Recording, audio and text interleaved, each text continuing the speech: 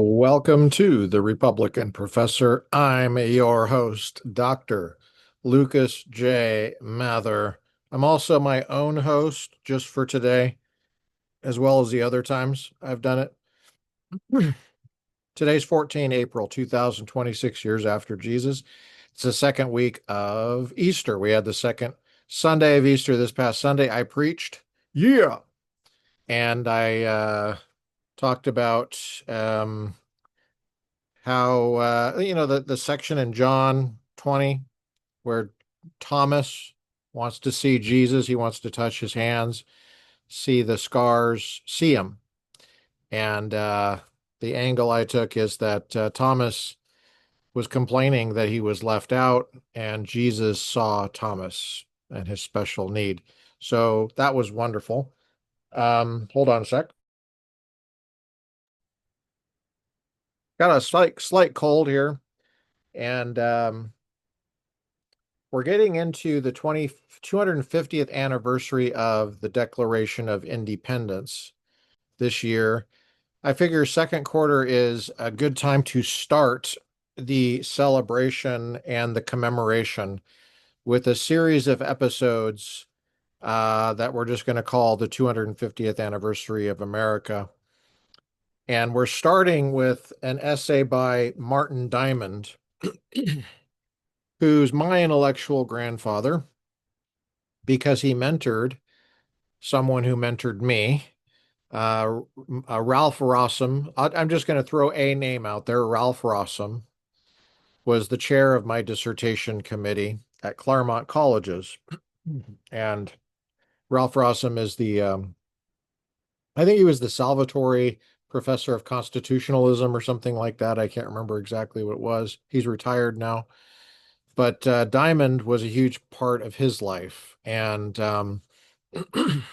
Diamond died in the 1970s. I think he was a pretty major figure. He has this edited volume called As Far as Republican Principles Will Admit, essays by Martin Diamond. It's got a bald eagle on the front cover, as you can see.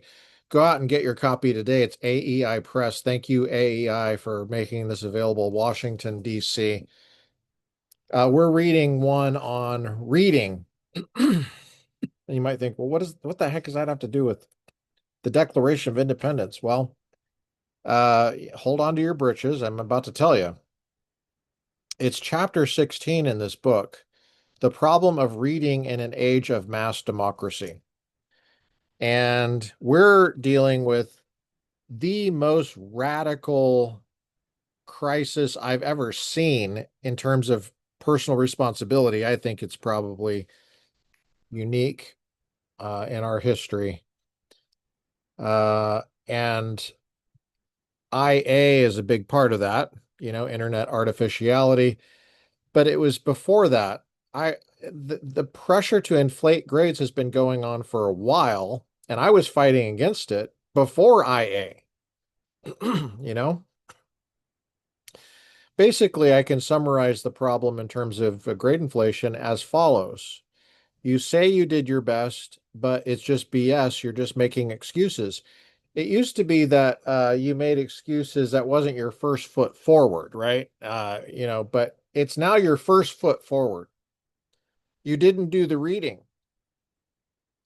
I'm not talking about skimming, but I'm not, even skimming. They're not even doing skimming anymore.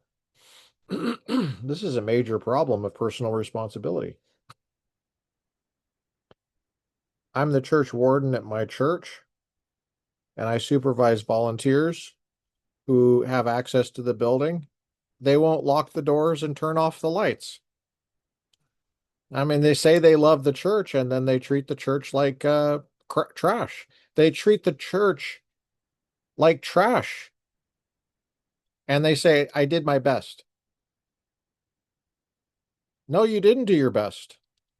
You know what your best is in the Navy? If your job is to turn off the lights and shut the doors and lock them, make sure they're secure. Your best is when the lights are turned off and the doors are secure. That's your best. But I'm seeing it in students. I'm seeing it in professors. I'm seeing it in administrators. Everybody is making excuses for mediocrity. And it's not even mediocre mediocrity, it's radical mediocrity. Radical. It's radical mediocrity. It's bad. It's really bad. And that's what Diamond is getting to here in this essay called The Problem of Reading in an Age of Mass Democracy. And it has a lot to do with the Declaration of Independence, as you're going to see. Chapter 17 is called On the Study of Politics in a Liberal Education. That would be a wonderful one too, but we're going to do one at a time here. Let's not get too crazy. We'd like to thank Martin Diamond for writing this. This volume is edited by William A. Chambra. We'd like to thank him for editing it.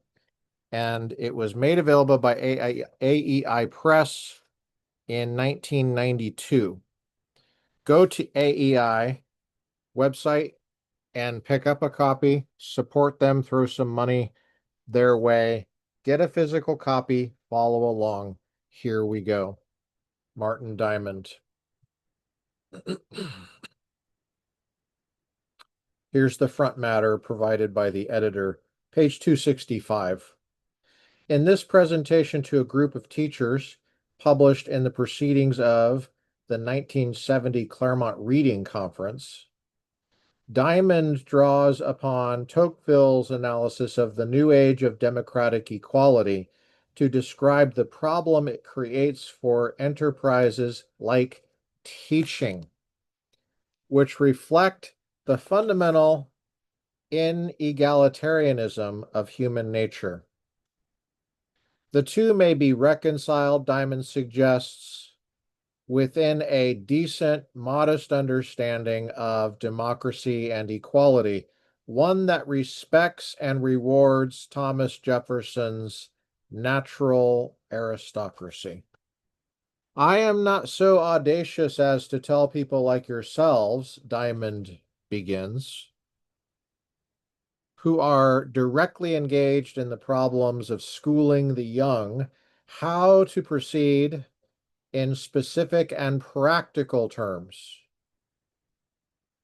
I merely dare to suggest that I can tell you something about the principles upon which your enterprise rests, or should rest. I apologize, I have a little bit of a cold. Please bear with me. Thank you.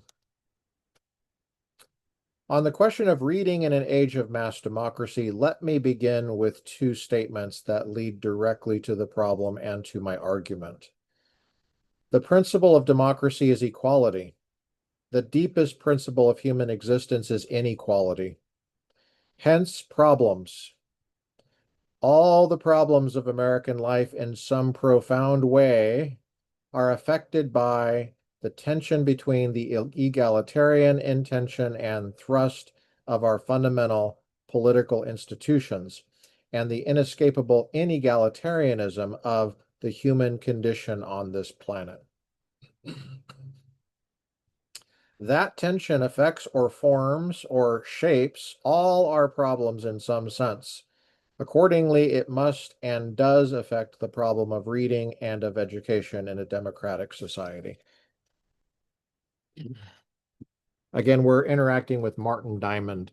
As far as Republican principles will admit, we're on page 265, edited by William Chambra, made available by AEI. We're going to do a fair use of this and make a transformative reading. Go out and get your copy today. Support AEI. Support it. They do really good work. Yeah, this is great. This is really good. Now, here's a little bit about the author. Martin Diamond was born in New York City in 1919 and died in Washington, D.C. in 1977. Before World War II, Martin Diamond attended college only briefly and did not complete undergraduate studies. Dang. Nevertheless, after wartime service, he was admitted on the basis of his self-education in 1950 as a graduate student in the Department of Political Science, University of Chicago. Wow. Earning in the AM in 1952, the Ph.D. in 1956. That's amazing to me. Wow. He held teaching positions at the University of Chicago. Wow. The Illinois Institute of Technology, Claremont Men's College, and Claremont Graduate School. Claremont Men's College, FYI, is now called Claremont McKenna College. I went to the Claremont Colleges for my graduate work in public law and American politics. And all of my dissertation committee was from Claremont Men's College, which is now called Claremont McKenna College. And that only happened because Michael Uhlman, my longtime mentor, who was at Claremont Graduate School, died during that process. So we replaced him with somebody else at Claremont McKenna. So I had Ken Miller, professor of con law there, government, PhD from Berkeley, JD from Harvard Law. I had Joe Bessette, PhD from University of Chicago. And I had Ralph Rossum, PhD, University of Chicago. Both Joe and Ralph had been deputy directors of the office, not the management and budget, sorry, the Bureau of Justice Statistics. The Bureau of Statistics, Department of Justice. Let me pull my tongue out of my mouth here, or I'm tripping over my words for some reason. And then I think Joe had been acting director. I don't think he was confirmed by the Senate, but he was acting director, appointed by the Attorney General, I think. Wonderful committee. I have University of Chicago mentoring all over me, okay? And from personal conversations with Ralph, and I believe also Joe Bessette, they were influenced by Martin Diamond really very positively.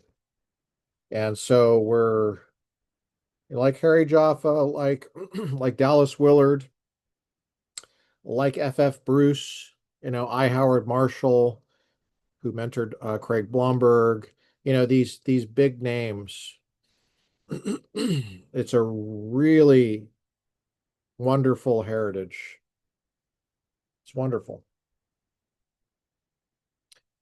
And then Northern Illinois University. He would have assumed the Thomas and Dorothy Levy Chair on the foundations of American freedom. Georgetown University on August 1st, 1977.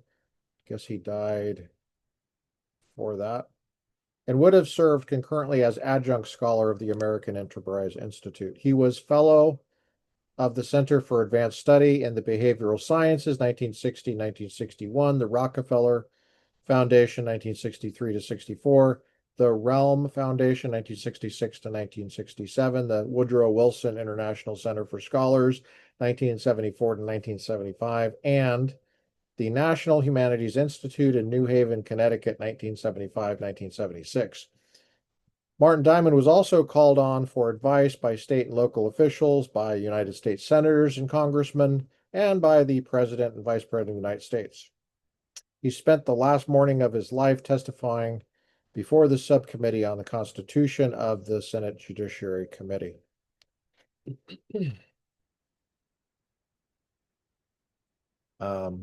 Here's a picture of him.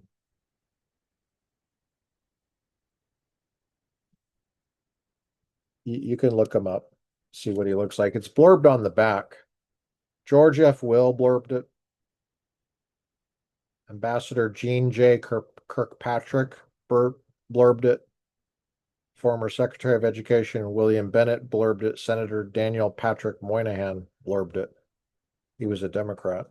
So was Gene Kirkpatrick originally.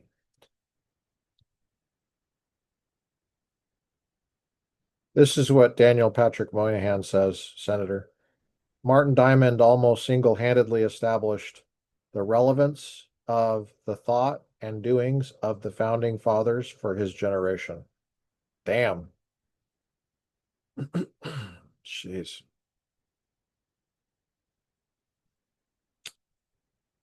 Okay, let's continue, shall we? We're on page 265 still. Again, we're going to do a fair use, make a transformative reading of this. I hope you're encouraged. Because it is deeply a part of human existence, the principle of page 266 now, the principle of which is inequality, the principle of education and hence of reading is likewise inequality. I deliberately choose to set myself in opposition to the present egalitarian thrust of our educational enterprise. I like this guy already. Not to smooth ruffled feathers, but simply to set things out clearly, let me add that I am not challenging the idea of a decent educational minimum for all, nor the idea of equal educational opportunity, nor the idea of remedial education for the handicapped, the deficient, or the underprivileged. All of these ideas can be justified, but their justification must rest upon and be compatible with an understanding of the educational enterprise. Let me state that understanding in a paraphrase of a Marxist idea. As in the Marxist doctrine of communism, which does not anywhere exist, so it is in education which everywhere exists. From each according to his ability, and now comes the modification of the Marxist formula, to each according to his ability. Not to each according to his need in the sense of desires, but to each according to his ability. And since ability is distributed among humans unequally, then education must be distributed unequally. That is, those capable of it must receive more or deeper or higher education than those less capable. This is in a section of the book called, Part 4, called Enclaves of Excellence and the Study of Politics. Reading in an Age of Mass Democracy. We'll continue here. Martin continues here. Listen to me calling him by his first name. I never met him. Never had the honor. I probably wouldn't do that if I met him. The tension between democratic equality and natural human inequality is the framework of this talk. The tension between democratic equality and natural human inequality is the framework of this talk. More specifically, what are the problems that derive from the fundamental tension between the natural inegalitarianism of education and the egalitarianism, especially as nowadays construed, of democracy? Let me supply for a few moments a broad framework for consideration of these problems.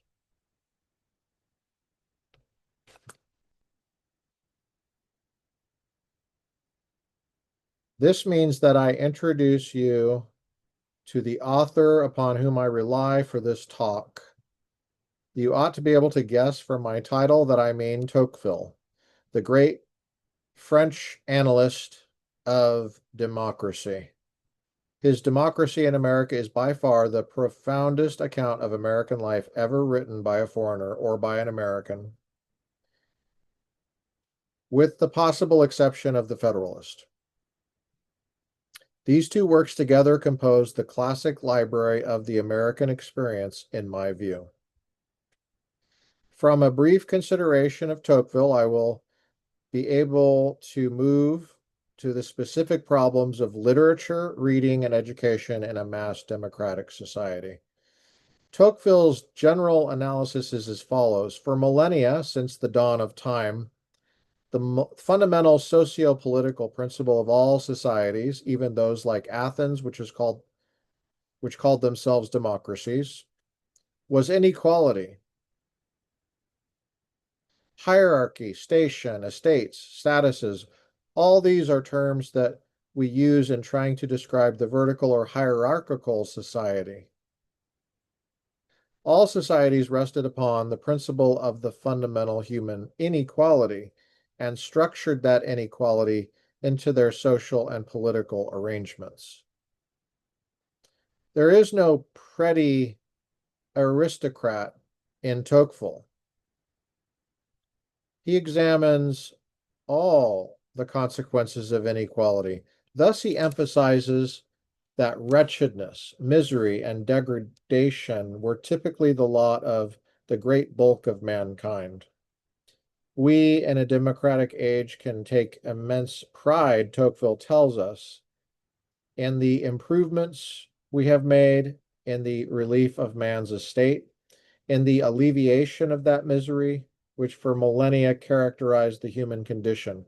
Democracy is a superb effort, decent democracy, that is, a superb effort to overcome that ancient and traditional acceptance of misery for the many and cultivation for the few.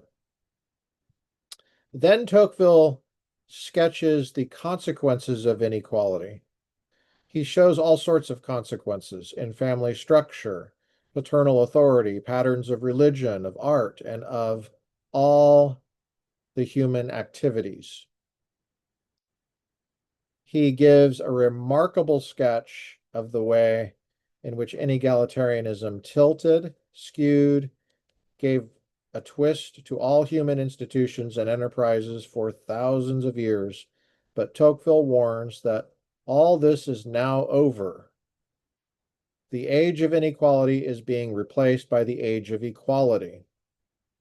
That is, he says, in effect, a change as profound as the change from the time before the flood to after the flood, from before Revelation to after Revelation. His book is dedicated to anticipating all the ways that the new principle of equality will shape human existence.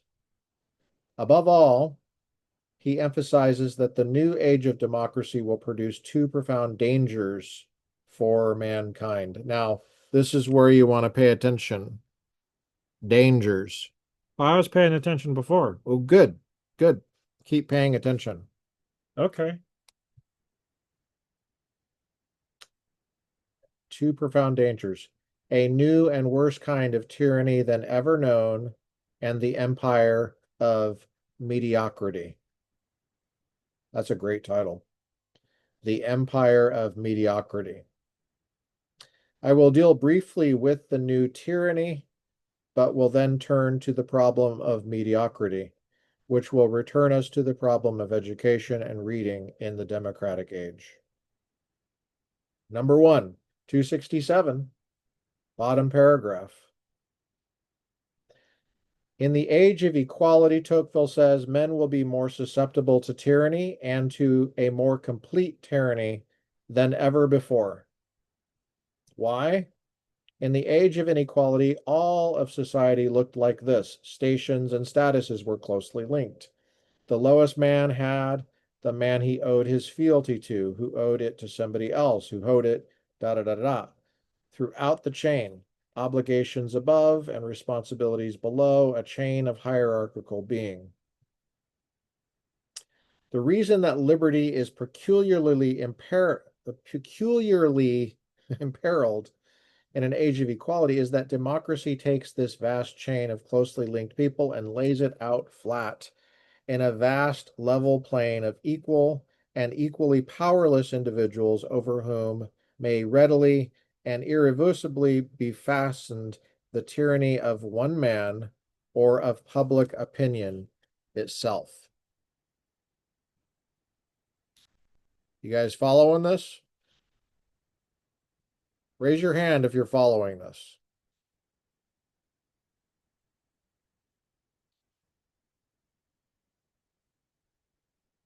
Some of you are driving and you're doing this. Good. I'm glad you're following it. I just raised my hand for those on audio only. A simple example will be illustrative. What is it that democracy lacks that, say, the Middle Ages had? Answer, moats. Moats were a great device for the preservation of liberty against tyrannical threats from, say, Prince John. Think how much movies of that era depend upon. Think about how much movies on that era depend upon moats for their dramatic action.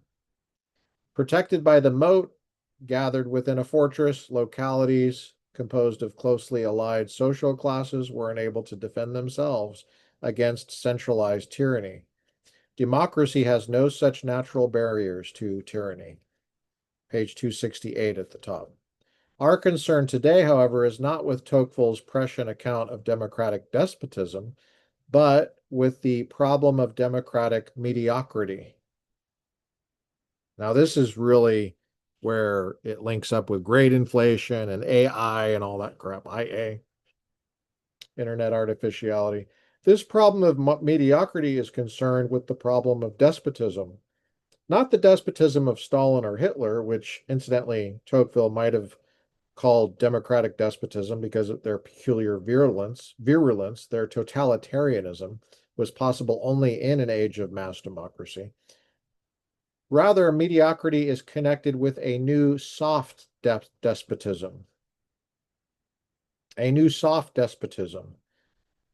The despotism of public opinion.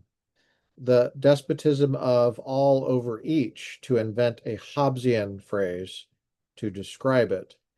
The logic of the soft despotism is this. We are all equals, hence more equals are wiser, better, juster, or whatever than few of those equals. That is majority rule. Since the only thing that distinguishes human beings from one another is their quantity, public opinion becomes an irresistible force. Public opinion had nothing like the force it now has in aristocratic ages. The Duke of Omnium was perfectly capable of thumbing his nose at public opinion and going on his own irascible way. We all enjoy this in the English comedies we see on the late television movies. We enjoy it as a vestige of that earlier eccentric age in which aristocratic individuals easily went their own way. That privileged eccentricity is overwhelmed in the democratic age. The new soft despotism derives from the idea to which equality dangerously tends, in which individuality collapses before the weight of public opinion on the ground. Who am I, or we, this minority, this handful, to say nay to the many? Let me emphasize, as we consider Tocqueville on mediocrity, what was emphasized as we considered his view on despotism. He is no snobbish aristocrat looking down his nose at democracy. He is a dispassionate observer who understands aristocratic wickedness and oppression. He sees the degradation and bestiality which everywhere so long endured. Indeed, he is a friend of democracy, he tells us, for it is for its great potential. He's a friend, however, who can speak the truth. He warns us of the problem in a democratic age of egalitarian leveling. One aspect of this leveling, Tocqueville warns, will appear in the kind of literature that the democratic age produces. In Democracy in America, that's his book that he wrote. I was required to read it in graduate school. Tocqueville discusses the small guild of artists in aristocratic ages, the small audience, the nobility, the court, and the kind of art and literature that were then admired. It was Baroque, highly stylized, a highly disciplined form. craft and technique and subtlety were important in that art. Its defect was to fall over into a barren formalism, mere craft, mere technique. Against that, what are the characteristics of literature in democratic ages? We're on page 269 at the top. Again, we're interacting with this volume, as far as Republican principles will admit, essays by Martin Diamond. We're in essay number 16 called Reading in an Age of Democracy. It's part of the section called Part 4, Enclaves of Excellence and the Study of Politics. This volume is made available by AEI Press, and that's spelled, write this down, AEI, and it's edited by William Chambra, and I highly recommend you go out and get a copy today. Go to AEI and support them, throw some money their way.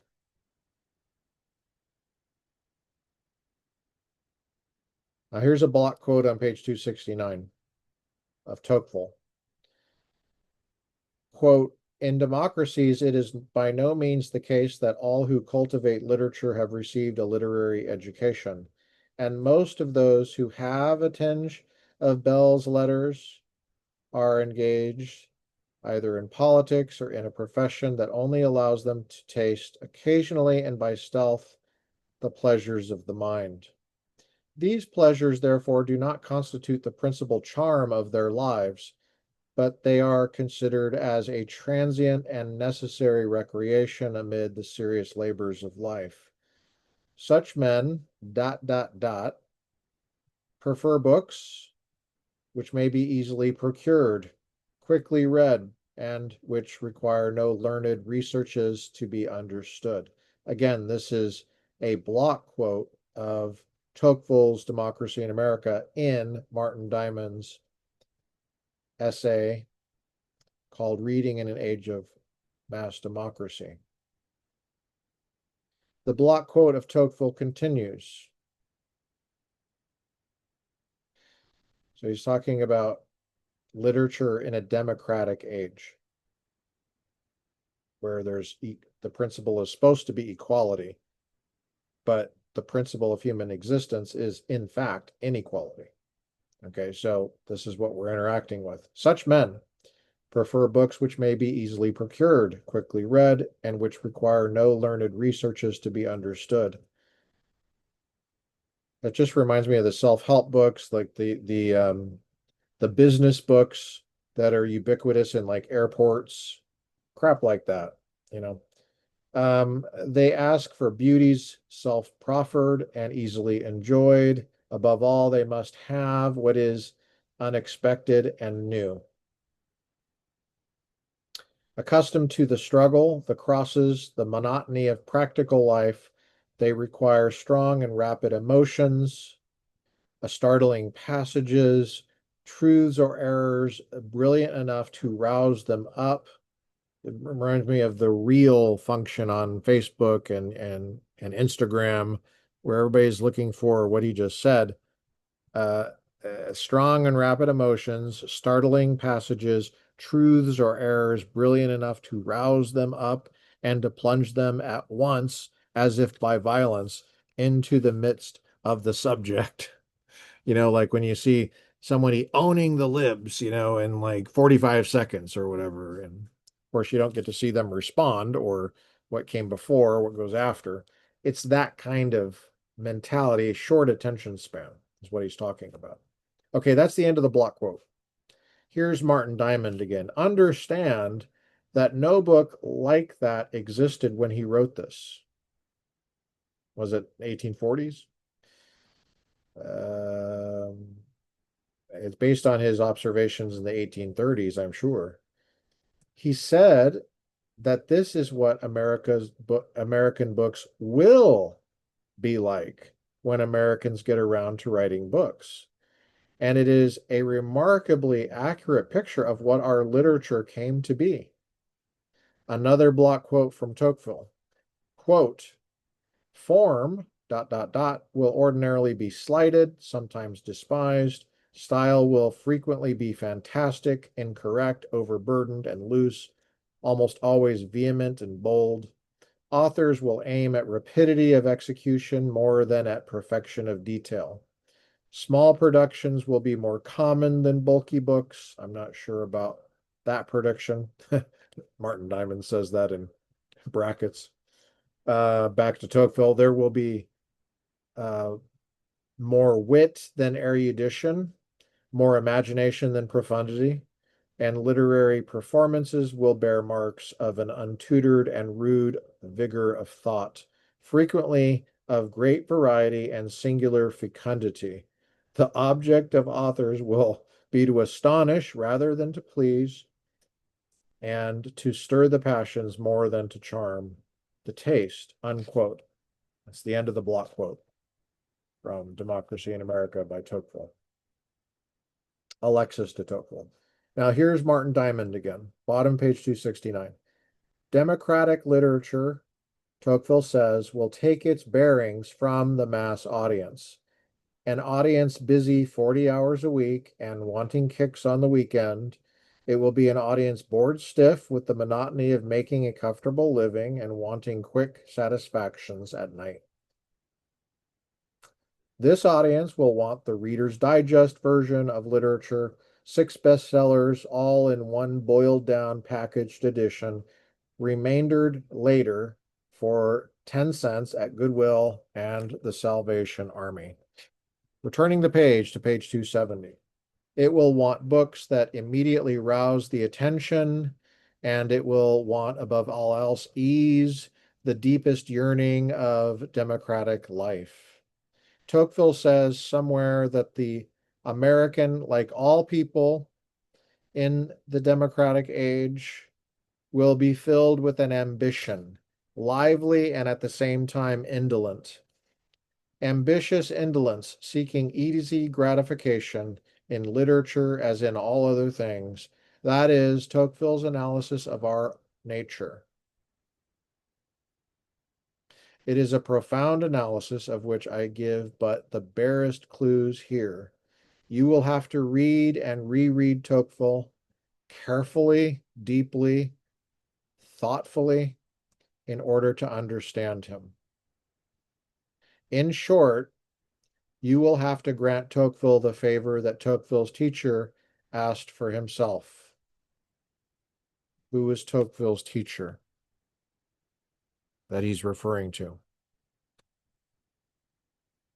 In the preface to The Spirit of the Laws, you know the name he's going to say? Do you know it? Montesquieu writes, I beg one favor of my readers. This is a quote from Montesquieu. Quote, I beg one favor of my readers, which I fear will not be granted me. That is, that they will not judge by a few hours' reading of the labor of 20 years, if they would search into the design of the author. There's a ... right there, 20 years. If they would search into the design of the author, they can do it in no other way, so completely as by searching into the design of the work. Unquote. Back to Martin Diamond here. No easy is here. No easy engorging of ideas. Only those with the capacity to understand, and only those willing to put in the hard labor of understanding can read men like Tocqueville and Montesquieu and be educated by them. Those without the capacity or unwilling to labor cannot be educated by them. That is the long and short of it. That is the inherent and ineradicable inegalitarianism of education. Pretty sober, bud. Roman numeral 2, page 270. It's pretty sober. Incidentally, Montesquieu was more influential on the founding fathers of America than John Locke. He's quoted more often. That's where the idea of separation of powers really comes from. Doesn't come from John Locke. Montesquieu is the one that separates the three powers. John Locke doesn't. John Locke is writing from a perspective of parliamentary supremacy, which is not separation of powers. Well, plus the king, right? The strong executive, federative power, all that. But Montesquieu was extremely important on the founding generation. Let's keep going. Now, Martin Diamond continues, let me sum up and state somewhat differently my discussion to this point. There is a tension between a regime which says equality and enterprises like education, which reflect the imperatives of human inequality. We can live with that tension when equality is properly understood, as equality is understood in the Declaration of Independence and in the American regime under the Constitution. So here we go with the 250th anniversary here. Here we go. But the tension has been worsened. The problem has become acute because of a new and improper understanding of equality. The principle of equality, more and more people have come to believe, means that each person is equally entitled to live a fully human life. Not, mind you, to try to do so, to have equal opportunity with others, to be equally free of the rule of others, not equally free to pursue happiness, but to have it, to live a fully human life. But that is the new claim of democracy. That is the new claim of democracy. But this runs head on into that inequality, which I have claimed to be the deepest principle of human existence. Very few are complete human beings. Most of us are very far from it indeed. Now, let me make a metaphysical comment there, because he cannot possibly be talking about the metaphysics of what you are. You're completely human, from the moment you begin to exist to the moment you cease to exist. You're completely human. You are what you are. He must be saying something else about, he must be using this term complete human being in a different way. I think he means fulfilling your potential. But you actually have your potential. You 100% have that. Actually. It's just the fulfilling of the potential is what is incomplete. Not the actually having the potential, which is complete from the moment of existence, beginning of existence.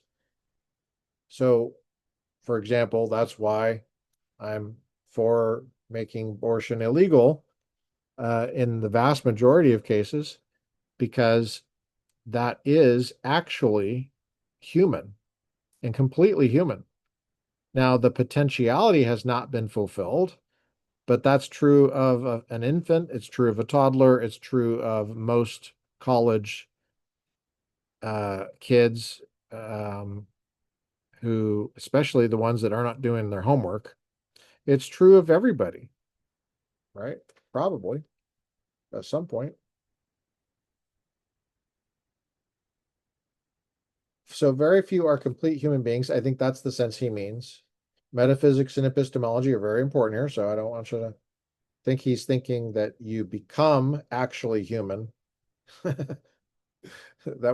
That doesn't make any sense. You are human already, 100%.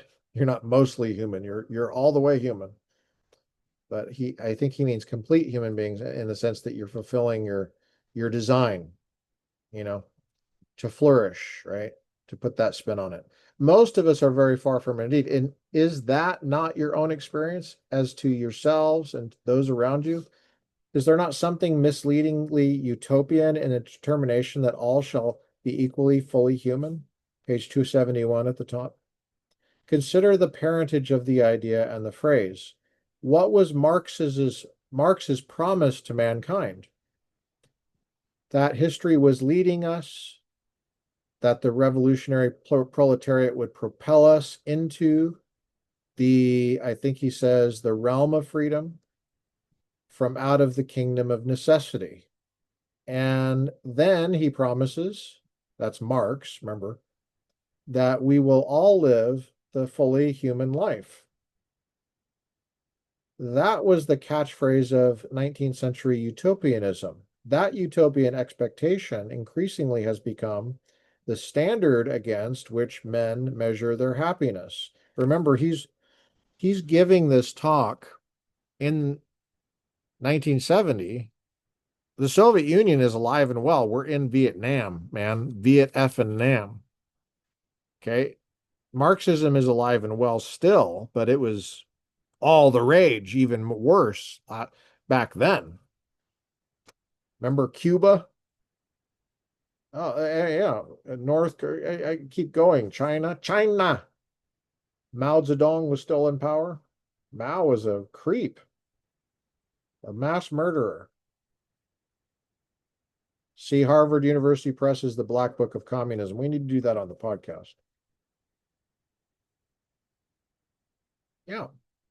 That utopian expectation increasingly has become the standard against which men measure their happiness. And the result is despair and malaise.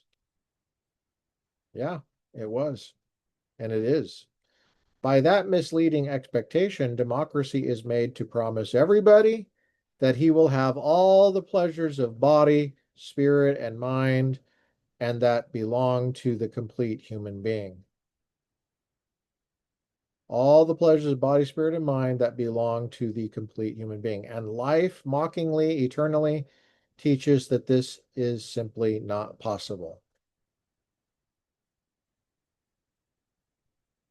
It teaches that the complete human life is achieved only by some and by a hard, torturous ascent. Properly understood, democracy promises only that there will be no artificial barriers to everyone's opportunity, that no man must be kept from fulfilling his capacity because of his origin. That is the first aspiration of democracy. But now we try to go beyond that. We say, we are going to make everyone not only equally free, but equally fully human. And since it simply cannot be done, we invent delusive shortcuts and deceive ourselves that we are accomplishing our objective. And by the way, I got to say something about grade inflation here, because that is the catch. That is exactly what's happened at every step of the way on grade inflation as well. Educational technology. We invent delusive shortcuts and deceive ourselves that we are accomplishing our objective. We are not. This is me talking. We are not. There are no shortcuts in education. Reading is hard. Writing is hard. Thinking is hard. It can be pleasurable. It can be a pleasure of a challenge, to be sure. And that's what got me through. Sure. It's not always pleasurable, though. In fact, a lot of times it's not. It requires a lot of discipline. It requires accountability. It requires people that you respect, giving you a hard time and pushing you forward and encouraging you too and supplying resources for you. Sure. All that.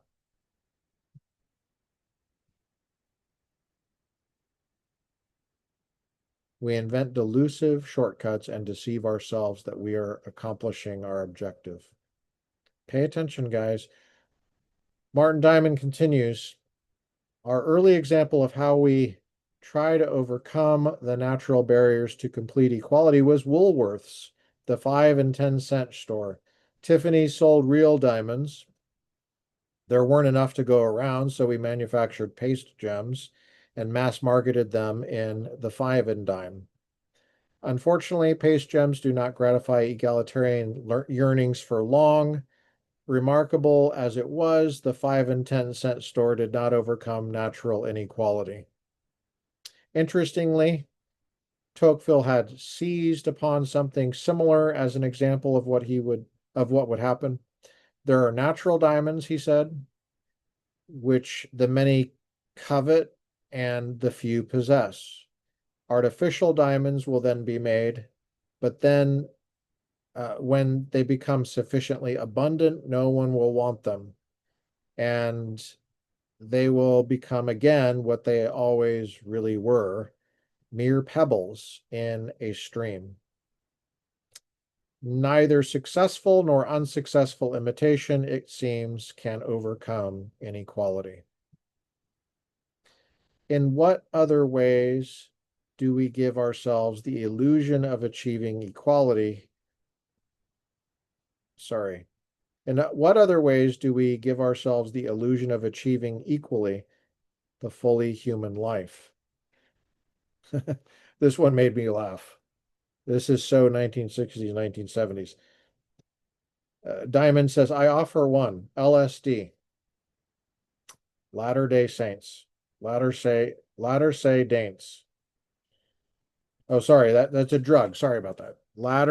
LSD. Sorry, it's a drug. Sorry about that.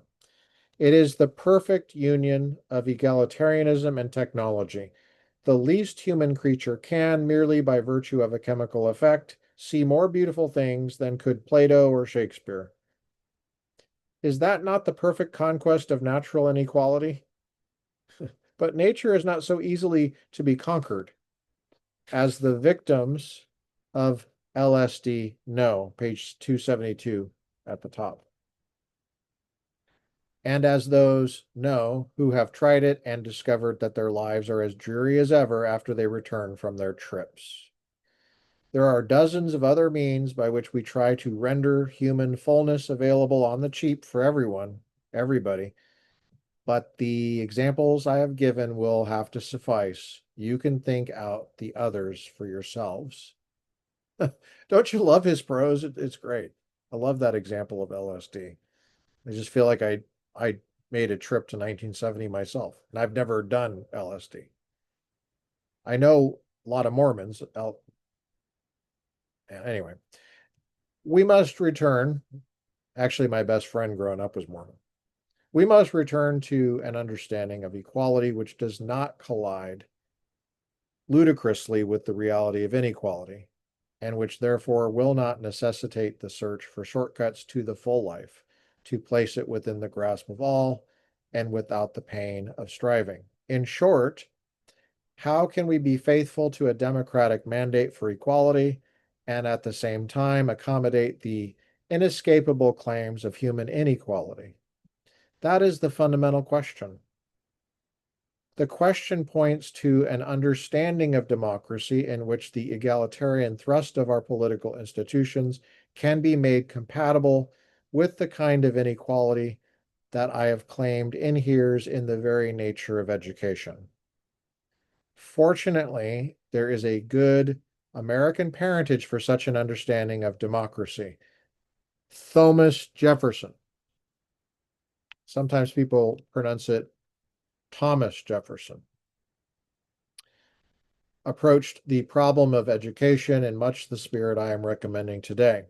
Now listen to this. Catch what Thomas Jefferson suggested. This is very interesting.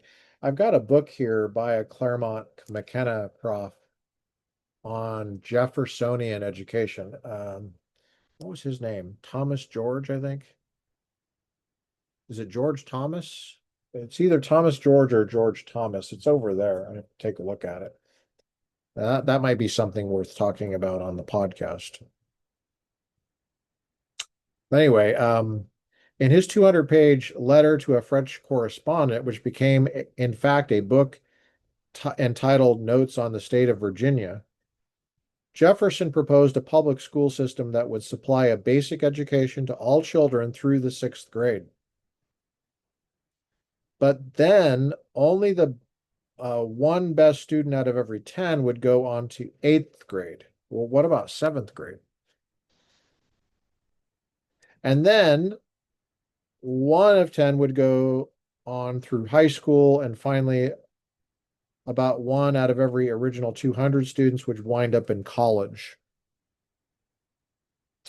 His scheme was designed, he said, annually to take the genius out of the rubbish. Now, Jefferson did not mean that the sons and daughters of his favored yeomanry were in fact rubbish.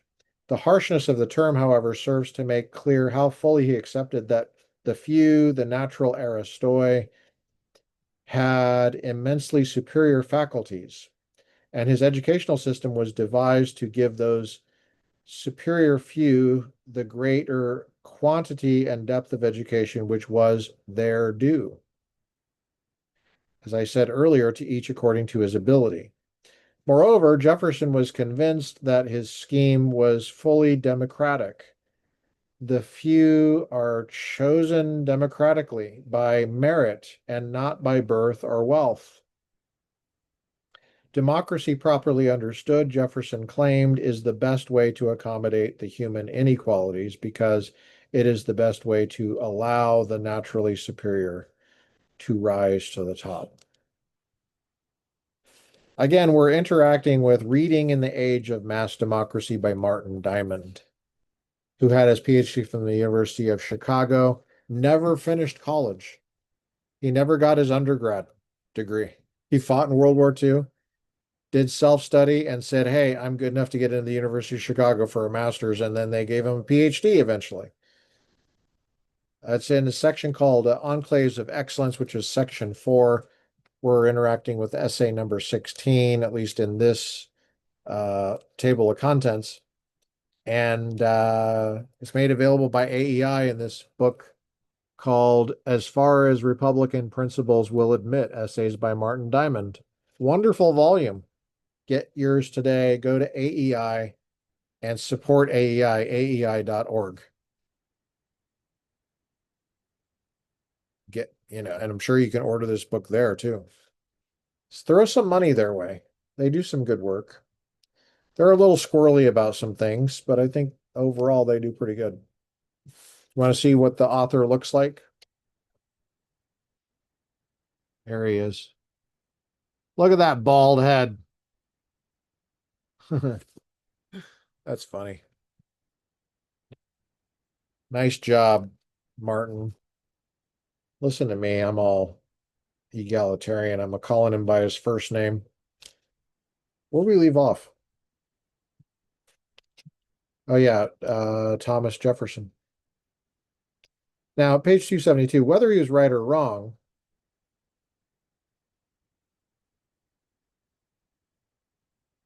okay, yeah. Whether he was right or wrong, that was the American tradition. It was a tradition of what I like to call anybody democracy.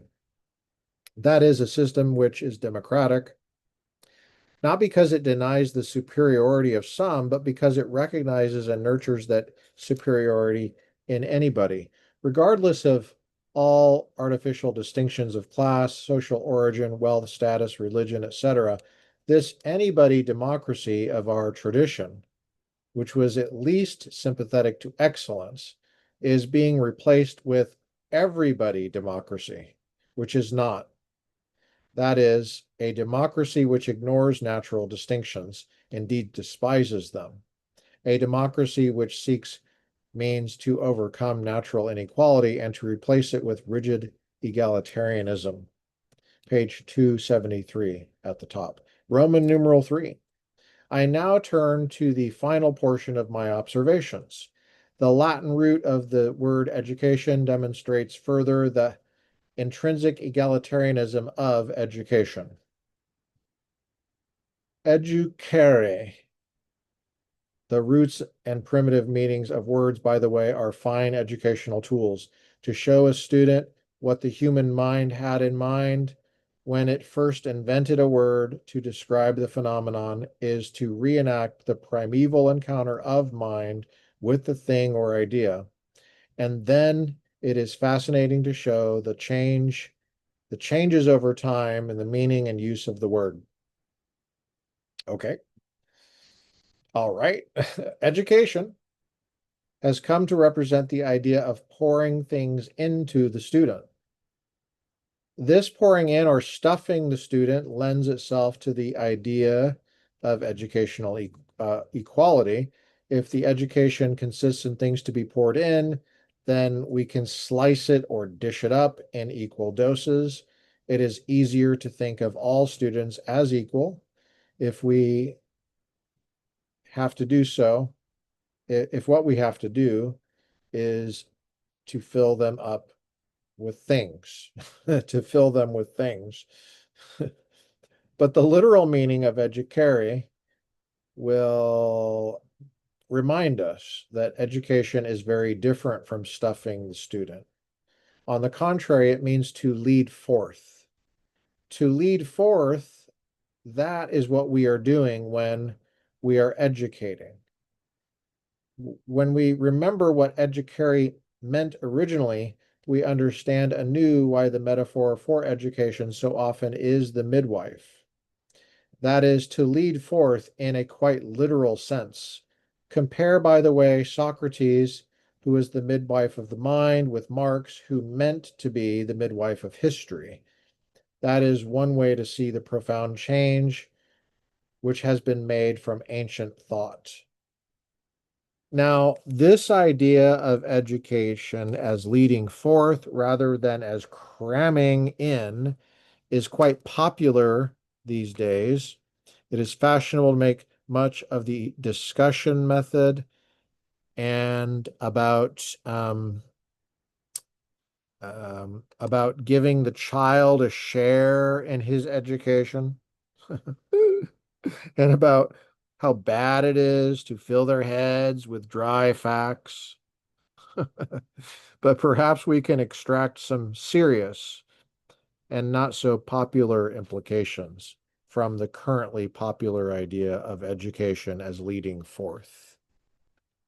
First and foremost, the human stuff to be led forth is unequal. Some have much to be drawn out of them,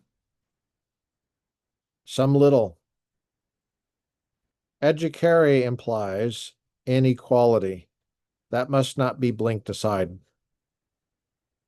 And we all know this from our day-to-day experiences in the classroom. And let me add that this inequality, which is the leading forth, forces upon our attention. I screwed that one up. Sorry. Let me add that this inequality, which the idea of leading forth forces upon our attention, is not merely a matter of privilege or underprivilege, or merely a matter of cultural differences. We're on page 274 at the top. We're almost done. Hang in there. Inequality knows no racial or ethnic or religious lines. It is a splendidly random thing. Incidentally, it is that randomness which makes life tolerable.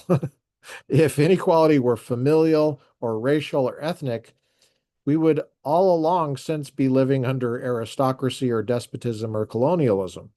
No one could argue for democracy if there were permanent bloodlines, racial or familial, with respect to inequality. But nature is democratically random. The greatest royalty can produce an imbecile, and the dreariest peasants can produce a great contribution to mankind. Amen, bro. Amen, Martin. Yeah, Martin Diamond. Thank you. The first implication of educare is that there is unequal human stuff to be led forth. The second is, what is to be led forth? I'll tell you how Aristotle and Aquinas answered. The aspirations and capacities for the human good are by nature implanted, but unequally in each breast. And that natural good is what we should be leading forth.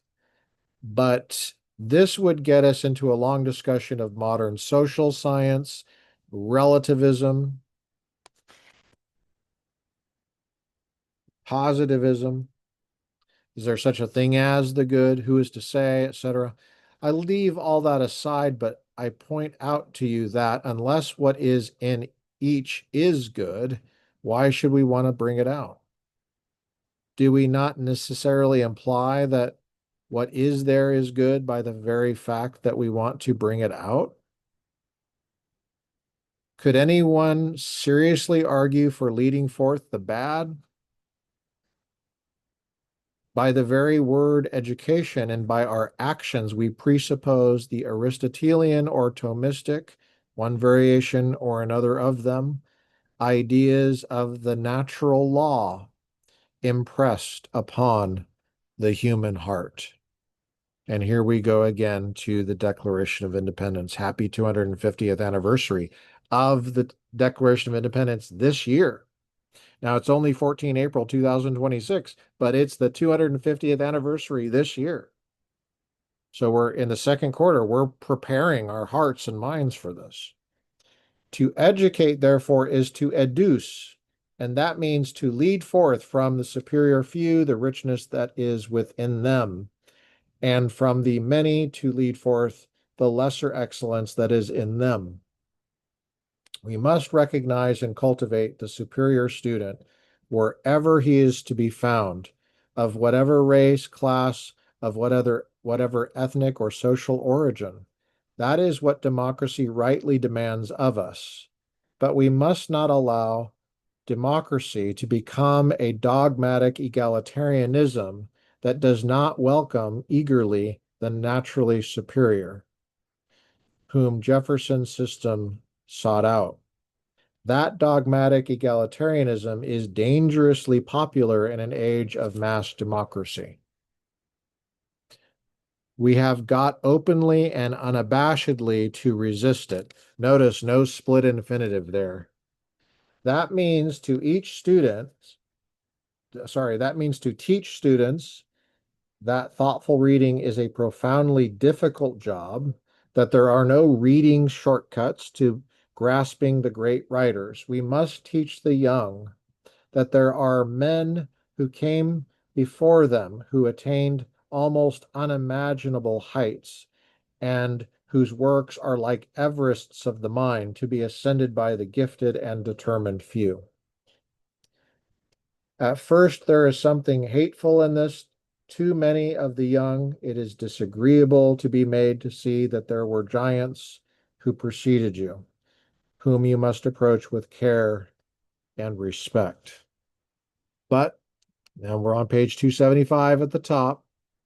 But the student can learn to love the fact that genius is the fruit of human inequality, that the past is as wise as the present, and that a great step toward becoming fully human is to lift yourself up by careful and thoughtful reading of truly demanding works. Those who teach reading in this age of mass democracy have the obligation and opportunity to instill that love of superior things. A moment of reflection.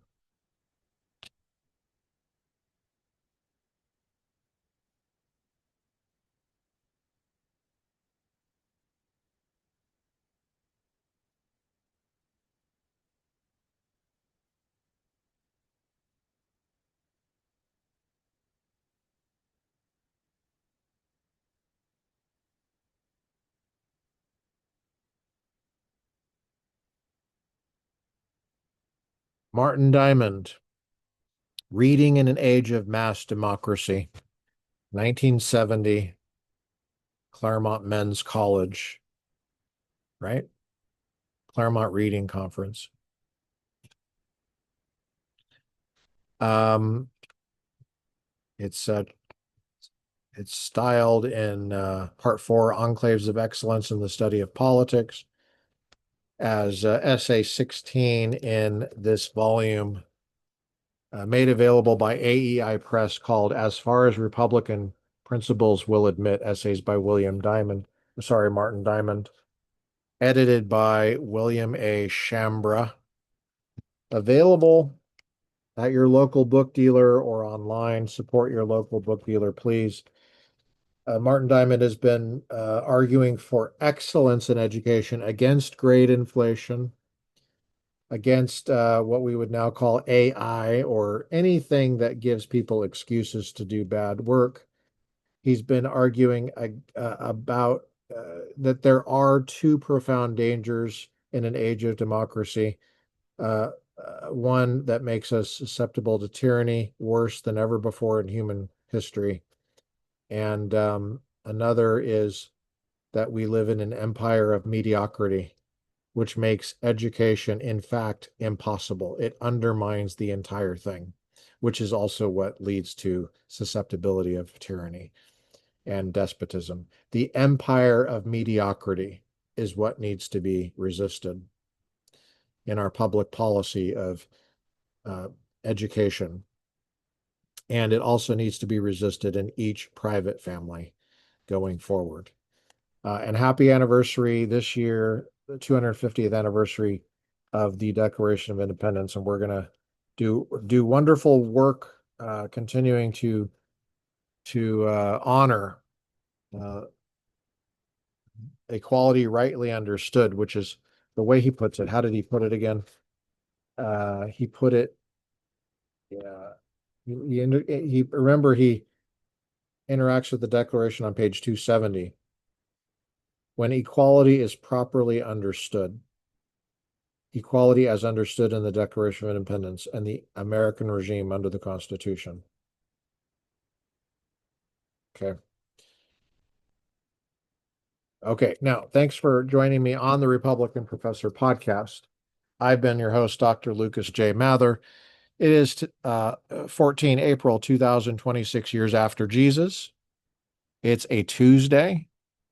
God bless you guys. We'll see you on the flip side.